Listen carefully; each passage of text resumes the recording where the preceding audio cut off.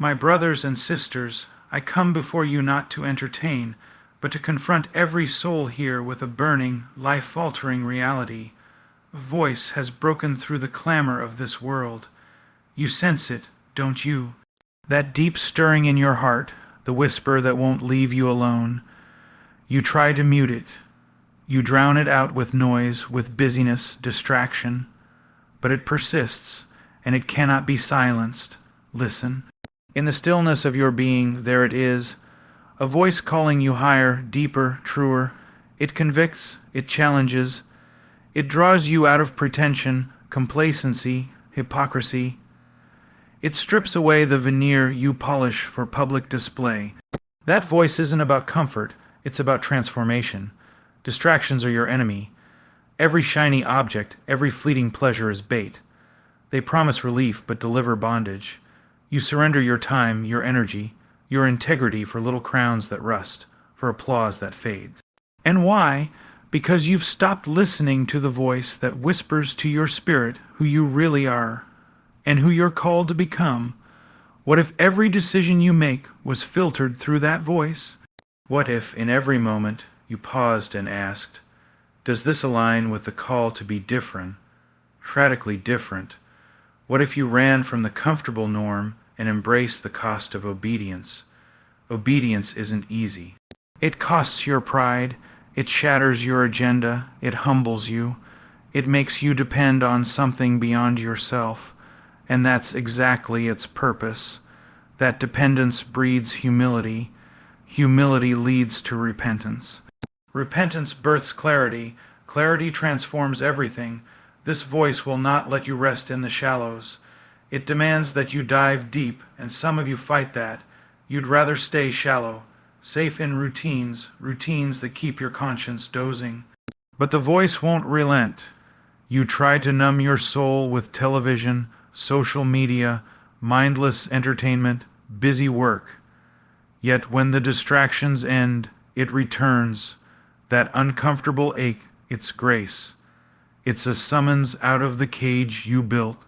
You say you long for purpose, but you seek it in the wrong places. You pursue achievement, prestige, popularity, approval, and those illusions disappoint. Why?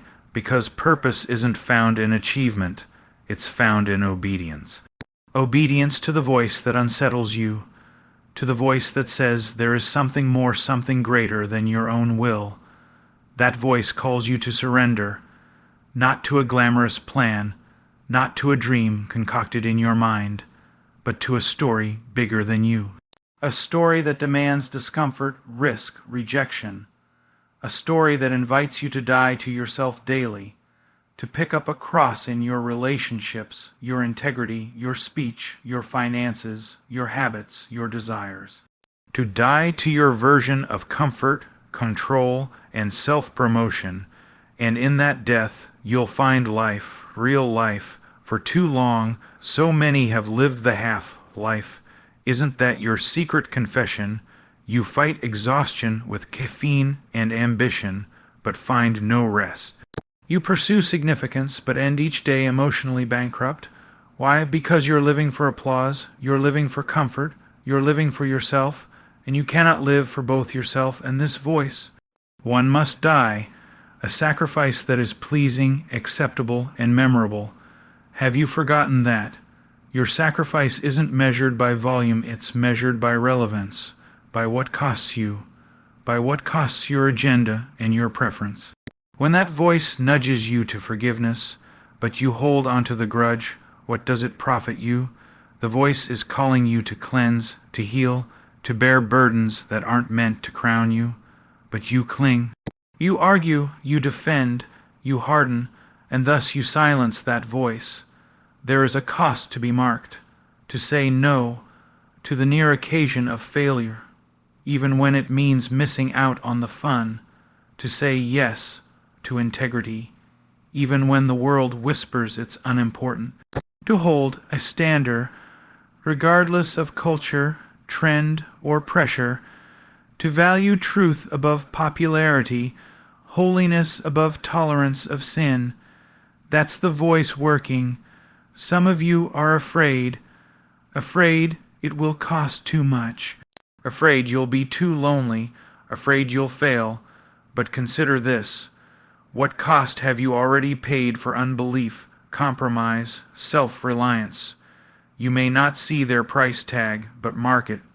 It's filling your soul with discontent.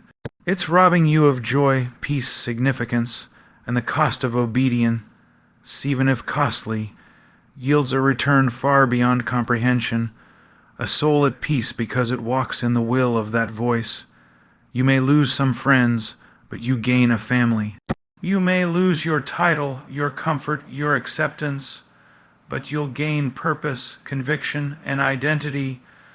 Don't misunderstand. The way of obedience is full of suffering. It demands courage. It demands perseverance. You will be misunderstood. You will be rejected. You will be overlooked. But when you obey, you're aligning with the one who orders your steps. His perspective is eternal. Your momentary suffering is worth it for the glory it brings, now and forever. Would you rather be applauded momentarily, or be recognized when it truly matters? Hear this call. The voice doesn't speak to lead you into escapism. It speaks to send you into the world, into broken homes, into corrupt systems, into places of need, into lives languishing in sin. It's not a voice to hush worldly passion. It's a voice to redirect it. Redirect your ambition from self to service. Redirect your creativity from self, promotion to king, and building. Redirect your resources from accumulation to generosity. Redirect your intellect from self-glorifying arguments to truthful, winsome proclamation. Redirect your affection from temporal vanities to eternal treasures. You were created for an appointment. You have unique gifts, circumstances, influence. Offering them back in obedience isn't just a suggestion. It's worship. It's war. Spiritual warfare doesn't require your permission, but it requires your availability. You can't claim ignorance when that voice has spoken. You can't excuse apathy as busyness. You can't cover music on your tablets and say you're fed. If that voice has broken your heart, even a little, then it will continue until your heart is wholly its home. Some will want to follow this voice, but only partway. They create compromises. I'll obey here, but not there. They sanitize the message to suit their flesh, but there is no halfway. That voice demands total surrender. Partial obedience is disobedience. Tithing 10% and withholding 90%. Obedience, no. Serving when convenient, that's convenience. Serving costly, that's calling. And when your obedience costs more than your check, your time, your comfort, then you know. That voice is not comforting. You are hearing the voice of the one who saves, sanctifies, and sends. If you choose obedience, rejoice. Expect resistance. Expect trials. Expect grit. Expect the sacrifice to feel like death, but also expect resurrection. Expect that the one who speaks will provide the way. Expect that he will write your life into a narrative more beautiful than any you could craft. You may start unnoticed, but you will finish known, not for self, but for him, not for applause, but for honor, not for temporal gain, but for eternal reward. And what is the alternative? A life that shrinks, that murmurs, that regrets. A life stained by half-obedience, a life where the will of man suppresses the voice of heaven. And if you do this to yourself, if you put that voice on hold for decades, you might wake up in regret. You might find at the end that your life achieved much, but accomplished little that matters. Your competence netted you comfort. Your popularity bought you influence, but in the end, irrelevant. So respond, beloved. Respond with repentance where you have resisted. Respond with trust where you have feared. Respond with faith where you have doubted. Respond with courage where you have conformed. Respond with faithfulness where you have wandered. Respond with passion where you have been cold. Respond with generosity where you have hoarded.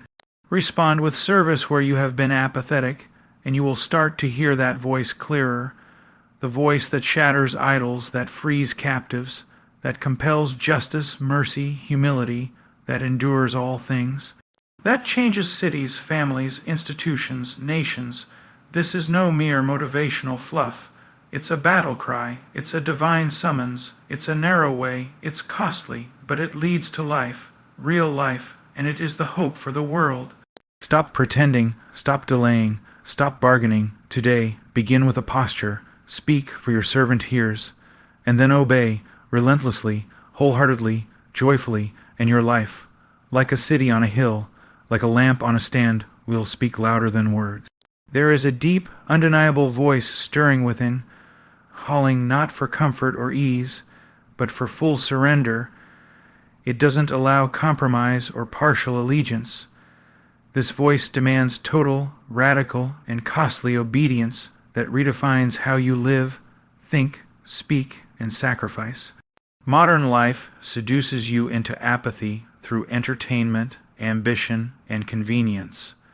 These distractions mute the voice that calls you to eternal significance.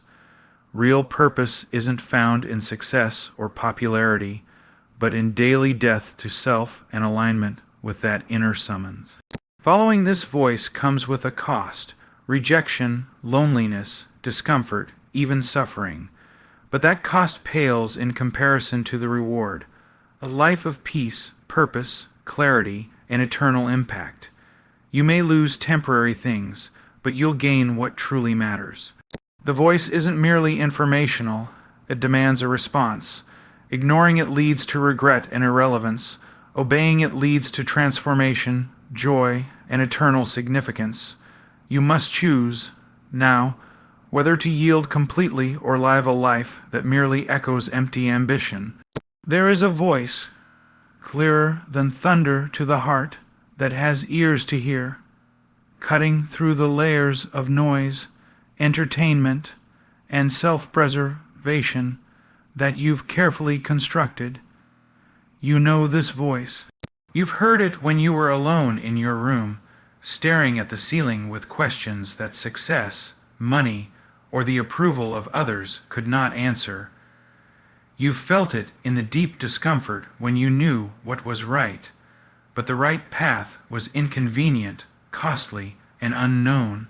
You've sensed it in moments when all the world went quiet, and you were confronted with something far bigger than yourself. An invitation to surrender, a call to follow, a summons to obedience. Not the easy kind.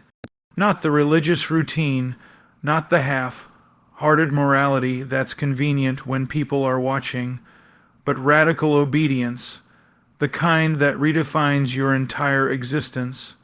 This voice does not coddle, it does not flatter, it does not negotiate, it calls. And when it calls, it demands everything. It breaks you and builds you. It exposes you and transforms you. It shows you what you really are, so that it can make you into what you were truly meant to be. And that transformation cannot happen unless you're willing to lose the life you're so desperately trying to keep. Radical obedience is not a part-time commitment. It's not attending a gathering once a week and living the rest of your life on autopilot. It's not sprinkling in a few good deeds here and there to soothe a guilty conscience. It's not quoting verses while ignoring the very things those verses demand. Radical obedience begins when everything in you wants to say no, but you say yes. When your comfort is threatened, your reputation is on the line, your plans are dismantled, and still you kneel and say, "I'm listening. I will obey." It's easy to say you follow the voice when it asks you to do things that don't cost you.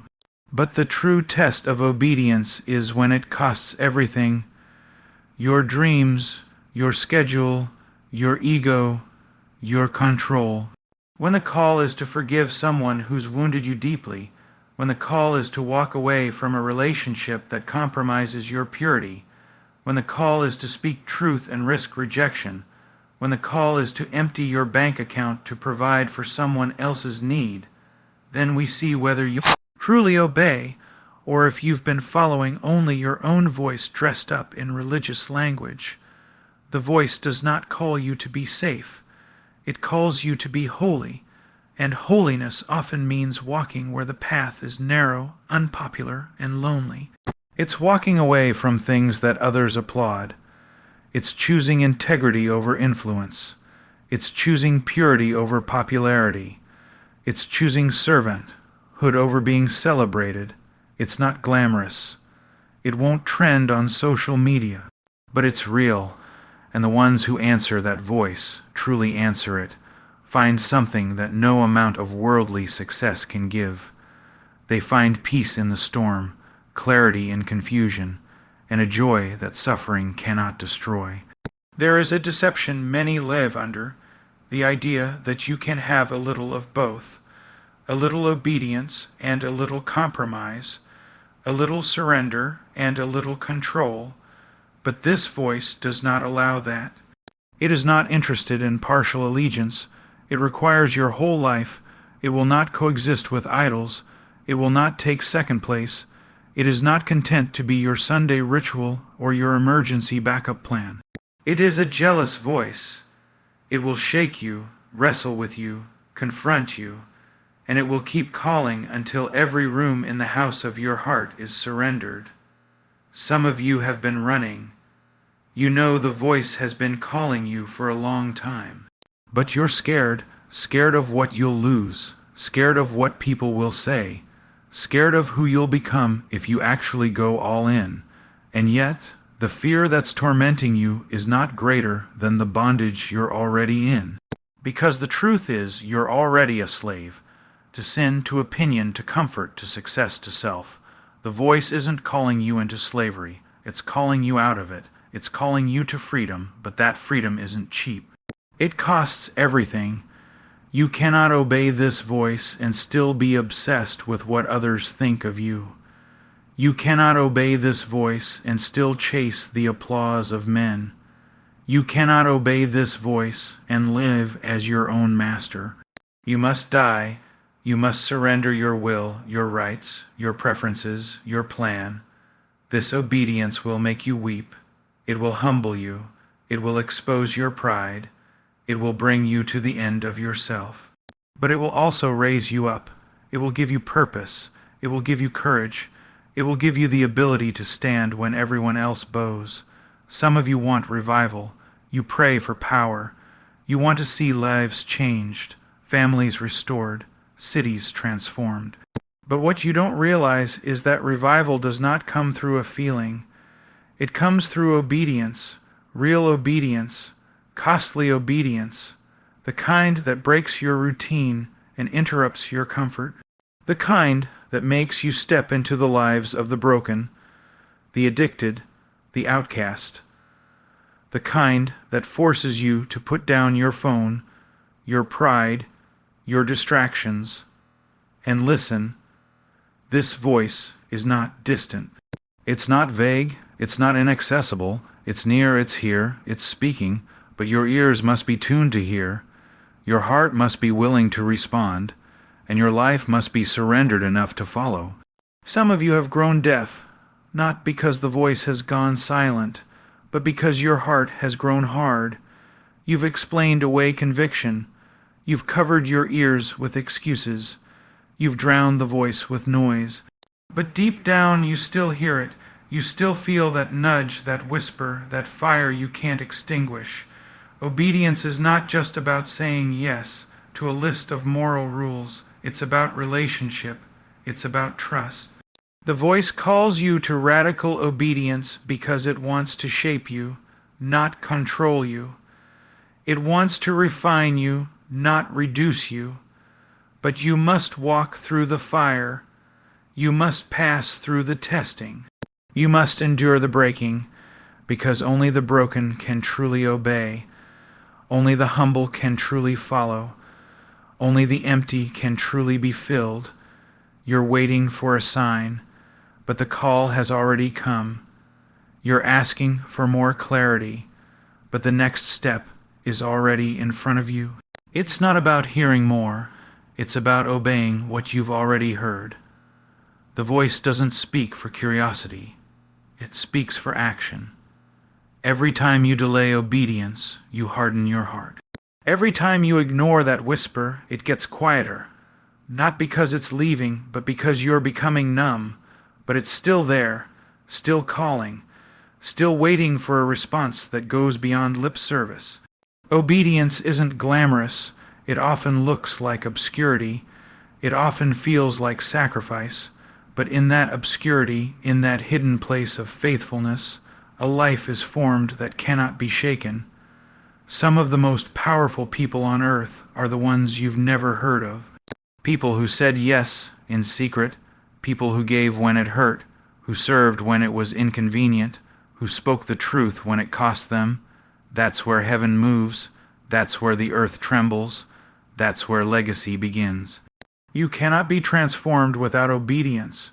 You can listen to messages, attend services, read books, but unless you obey, you're only deceiving yourself. Radical obedience is the proof that you believe. It's the evidence that the voice hasn't just moved you.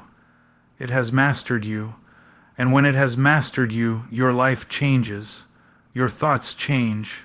Your relationships change. Your ambitions change. You no longer live for self, but for something greater. You become dangerous to darkness. You become a vessel of hope.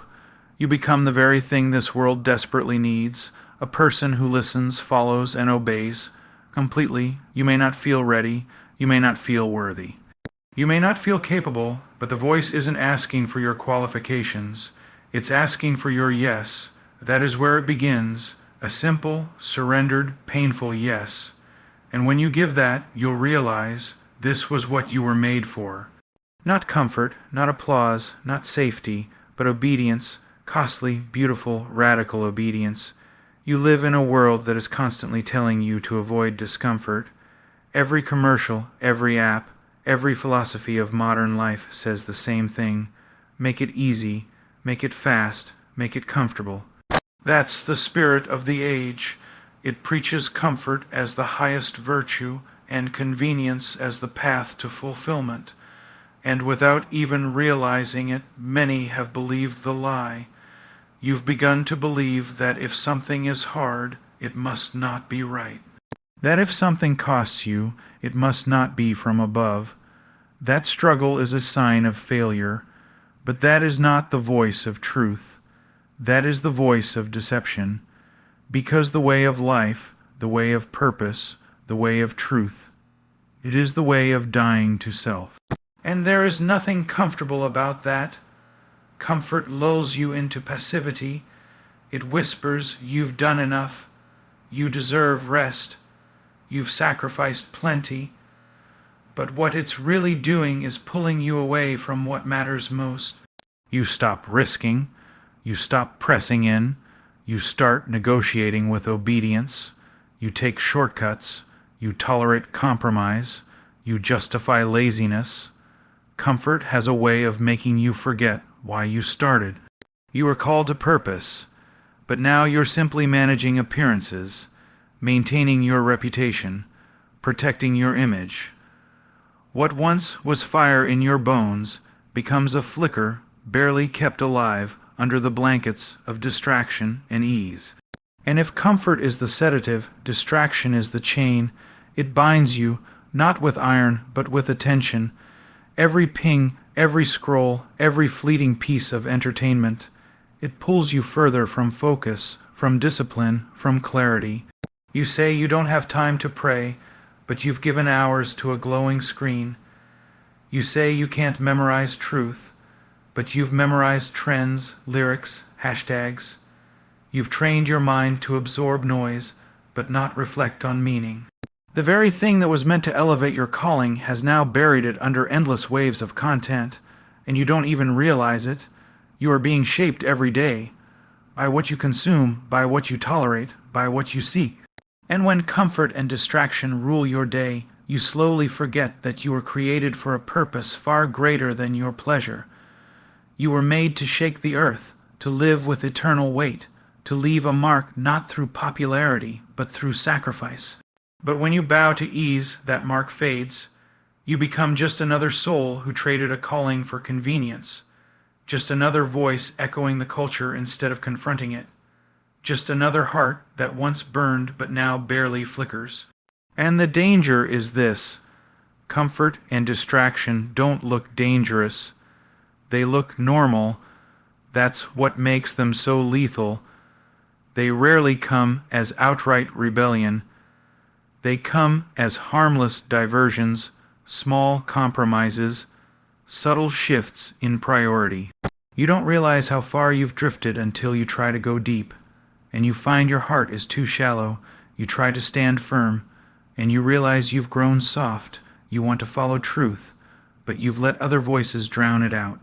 So instead of walking in purpose, you walk in circles. Instead of running the race, you sit on the sidelines, cheering others on while your own strength withers. You cannot have purpose without discomfort. You cannot live for eternity and expect to be applauded by a world obsessed with the temporary.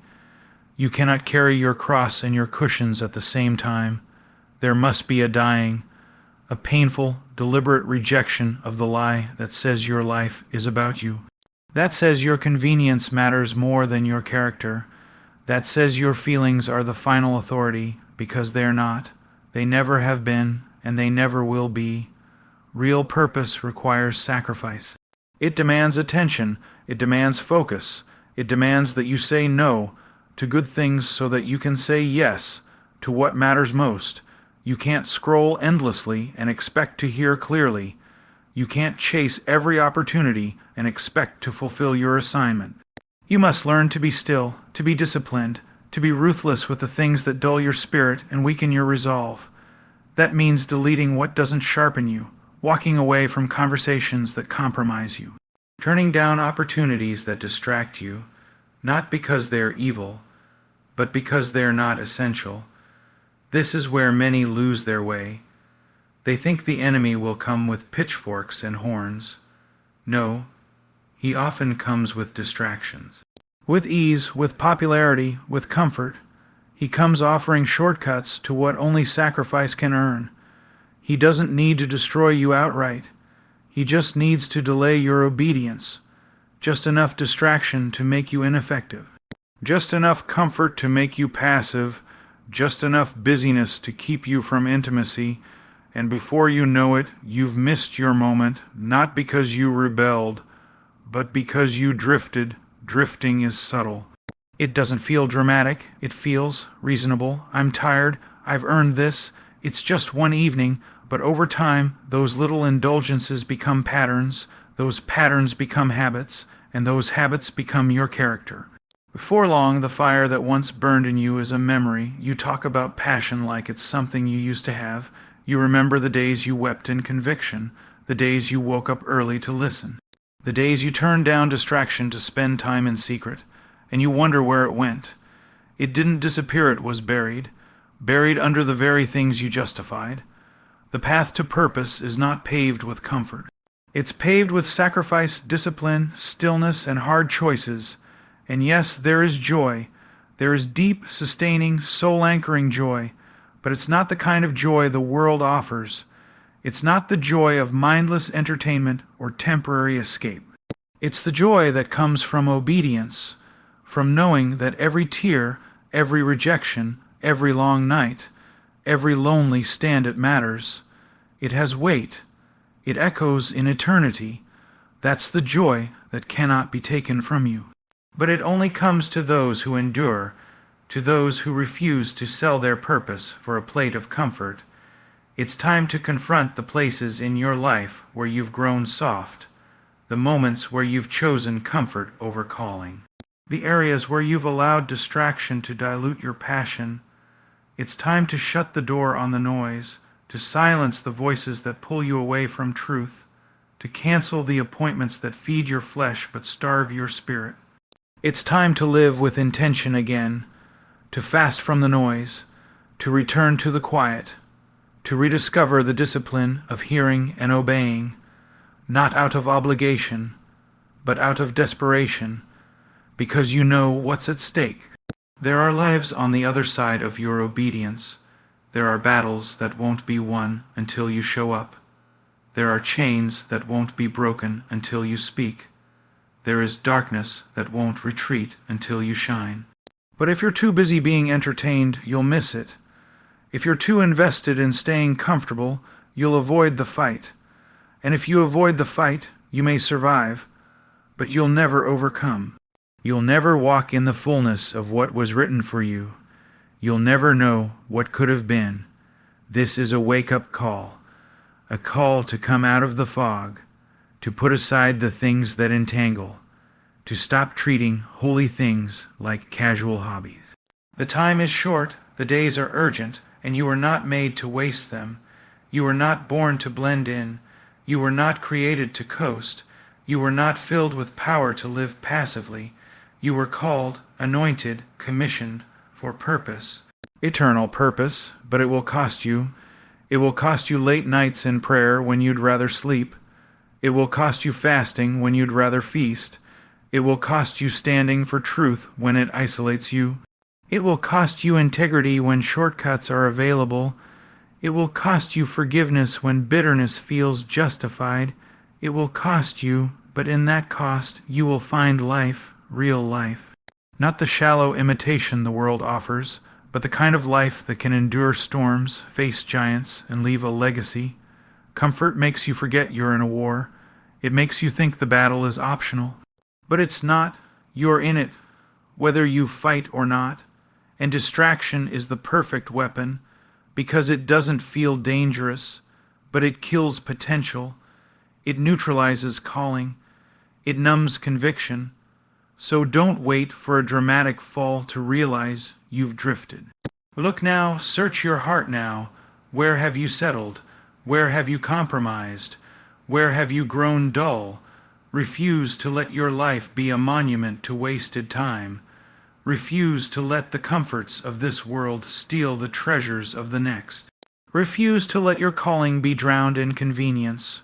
Rise, wake up, strip off what hinders, tune your ears again, embrace discomfort, embrace silence, embrace the narrow road, because that road leads to life.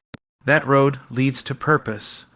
That road leads to freedom, and only those willing to reject distraction and abandon comfort will ever find it. True obedience isn't measured by the parts of your life you're willing to give up, but by the parts you refuse to hold back. It doesn't begin where it's easy. It begins exactly where it hurts. It begins when your plans are on the altar, when your dreams are being tested, when your comfort is no longer your compass, when your reputation is less important than your surrender. That's where obedience begins. Not in emotion, not in impulse, but in sacrifice. Painful, deliberate, full surrender sacrifice. Because the truth is, true obedience will cost you everything. There is a kind of obedience that lives in the shallow end. The kind that only says yes when the benefits are obvious. The kind that serves when it's seen. That gives when it doesn't hurt. That follows as long as the path is smooth. But that's not obedience. That's agreement. That's compromise disguised as devotion. That's the kind of obedience that withers when storms come, that folds under pressure, that disappears when tested. But the obedience that heaven honors is forged in fire. It's born in the lonely place, in the tension between fear and faith, when everything in you wants to run and you stay. That kind of obedience will break you. It will crush your pride. It will offend your plans. It will shatter your illusions, but in that crushing you are made new, because you cannot walk into the fullness of what's been prepared for you while still clinging to the life you planned for yourself. You can't hold onto your will and still carry the cross. One will always cancel the other, and so many try to live in both worlds, saying all the right things, singing all the right songs, but never truly letting go. You might be respected, you might be successful, you might even be admired, but if obedience hasn't cost you something, it hasn't shaped you, and if it hasn't shaped you, It hasn't touched the deepest places of your heart. Real obedience reaches into the private decisions, the hidden motives, the secret ambitions, the quiet compromises. It demands more than behavior. It demands transformation. It doesn't stop at what you do. It digs into why you do it, who you do it for, and what you're willing to risk. This is where many turn back. They start the journey, but when the path narrows, they hesitate. When the cost rises, they negotiate. When the fire gets close, they retreat. But there's no crown without the cross, no glory without surrender, no power without purity, and purity only comes through fire, through loss, through tears, through the daily dying of self. That's the obedience no one applauds, but heaven records it. That's the obedience that builds legacy, not platform. That's the obedience that carries eternal weight. True obedience will make you look foolish. It will make you misunderstood. It will make people question your decisions, question your sanity, question your motive. Because obedience is rarely logical. It's rarely safe. It's rarely convenient. But that's why it's powerful. Obedience walks when it doesn't know where the path leads. It gives when it doesn't know how the provision will come. It speaks when silence would be safer. It acts when delay would be easier. Obedience does not wait for understanding. It moves at the sound of the voice. And when that voice says go, the answer is yes, even if it means walking alone. You may be asked to leave things behind. People, positions, opportunities, dreams, not because they're evil, but because they've become an idol, because they've become louder than the voice, because they've become obstacles to intimacy. You may be asked to start over, to take the lower seat, to humble yourself, to forgive the unforgivable, to love the unlovable, to serve in obscurity, and none of it will make sense to those around you. But you aren't called to make sense. You are called to obey. Obedience will strip away your need to be in control. That's why it's terrifying, because you've built a life around knowing, around calculating risk, around minimizing loss.